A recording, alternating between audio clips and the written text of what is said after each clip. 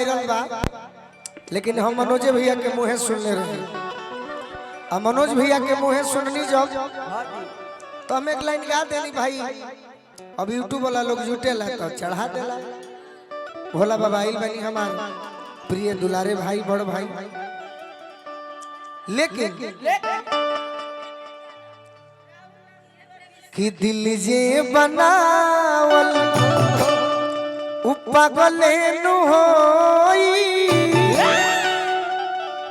प्यार जे बनावल उ होई कसाई। नहिया के दीपक बारेल सुमन, लोग कतन ले लेबा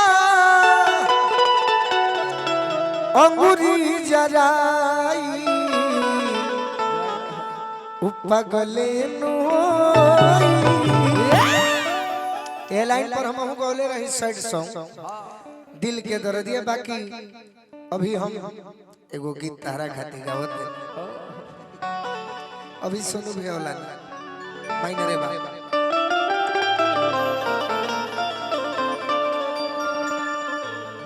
और दुल्हा दुल्हन के बात बता भाई, अनुभव कर जाओ कि आज हमरा भाई के बियाह हमरो कुछ दिन में होई, तोहरो होई, तो अनुभव का कोई उहे नो कि आज हो पहिला मिलनवा।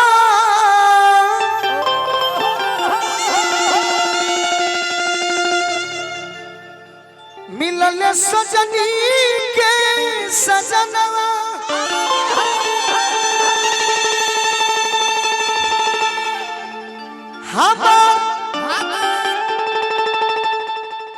अंग अंग गुलाब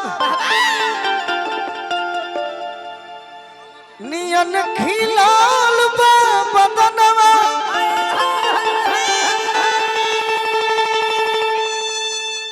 लड़की के पिताजी की ओर से बहुत बहुत सम्मान।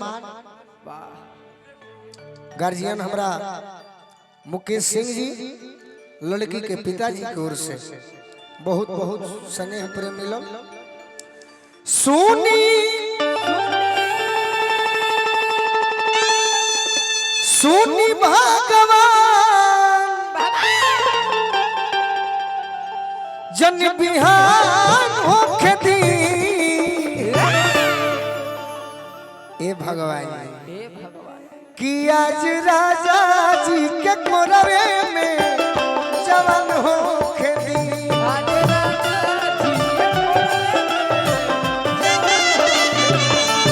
आज राजा जी के कोरवे में जवान होके दी। हमारा सुजीत भैया पुलिस भैया को से कि आज हो पहिला मिलनवा, मिलल सजनी के सजनवा।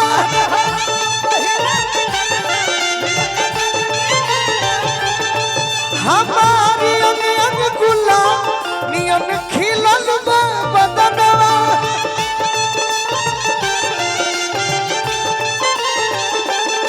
सुनी सुनी भगवान जन बिहान होके दी।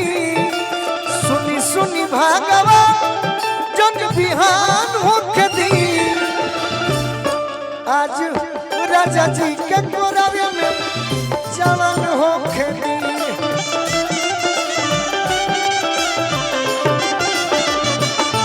आज राजा जी के कोरवे में जवान होके दी।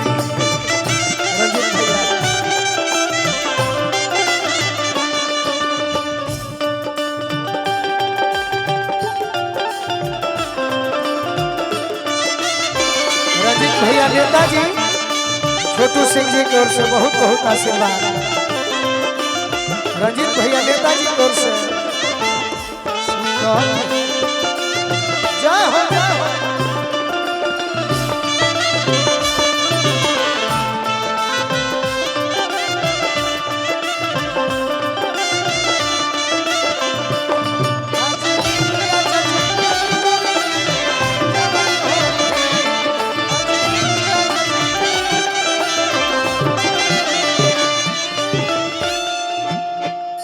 देखिए हमारा चाचा जी के गुरुजी अरविंद अंकल जी के गुरुजी हमारा गिरी अंकल जी की ओर से बहुत बहुत स्नेह प्रेम। हम कई बार प्रयास करिए कहीं दुख बा खाली कई बार हम प्रयास कईनी एक बार हमारे भोजपुर में आगमन हो जाए हमारा गिरी अंकल जी के तो हमारे पूरा भोजपुर जिया जुड़ा जाए।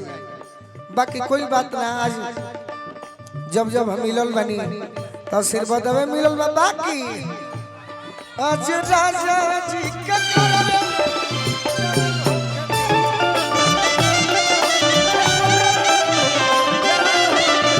राजा जी के पुरवे में जवान हो दी आज राजा जी के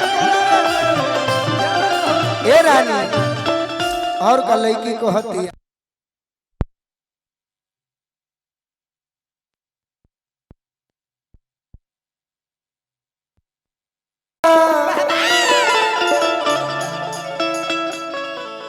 ए सनम करम तहरो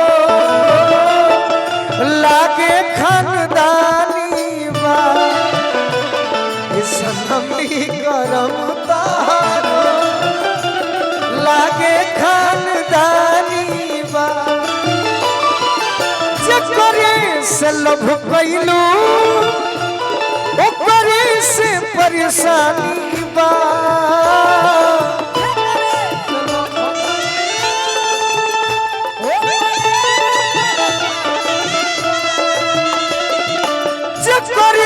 से लभ कैलू ओकरे से परेशानी बा ए सनमी करम तहरो लागे खानदानी बा